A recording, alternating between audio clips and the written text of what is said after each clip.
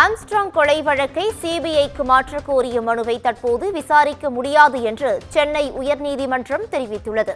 இதுகுறித்தான கூடுதல் விவரங்களோடு எமது செய்தியாளர் சிவக்குமார் இணைப்பில் இணைகிறார். சிவக்குமார் வணக்கம். இது குறித்தான முழு விவரங்கள் என்ன?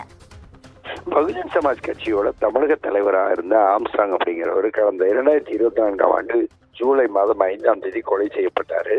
இந்த வழக்குல இதுவரை 27 பேர் கைது செய்யப்பட்டு சிறையில் அடைக்கப்பட்டுள்ள நிலையில இந்த வழக்கு சென்னை முதன்மை அமர்வு நீதிமன்றத்துல விசாரணையில இருக்குதுங்க. இந்த வழக்கின் விசாரணையை சிபிஐக்கு மாற்ற கோரி ஆம்ஸ்ட்ராங்கோட சகோதரர் கீனோஸ் ஆம்ஸ்ட்ராங் தாக்கல் செய்த மனு மீதான தீர்ப்பு ஏற்கனவே தள்ளி வைக்கப்பட்டுள்ள நிலையில ஆம்ஸ்ட்ராங் மனைவி பொற்கொடியும் வழக்கை சிபிஐக்கு மாற்ற கோரி புதிய மனு ஒன்று தாக்கல் செஞ்சிருக்கிறாரு. இந்த மனு இன்னைக்கு நீதிபதி சதீஷ்குமார் முன்பு விசாரணைக்கு வந்தபோது ஆம்ஸ்ட்ராங் கொலை வழக்கை காவல்துறை முறையாக விசாரணை நடத்தாததால விசாரணை அதிர்ந்தது. அப்போது இதே கோரிக்கையோட ஆம்ஸ்ட்ராங் சகோதரர் கீனோஸ் ஆம்ஸ்ட்ராங் தொடர்ந்த வழக்கோட விசாரணை முடிஞ்சு தீர்ப்பு தள்ளி வைக்கப்பட்டுள்ளதுங்கிறது நீதிபதிகளோட கவனத்துக்கு கொண்டு வரப்பட்டது.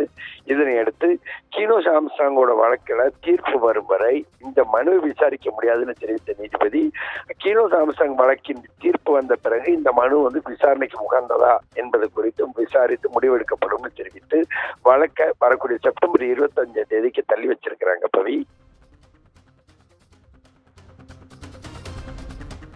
கூடுதல் விவரங்களுக்கு நன்றி சிவக்குமார்.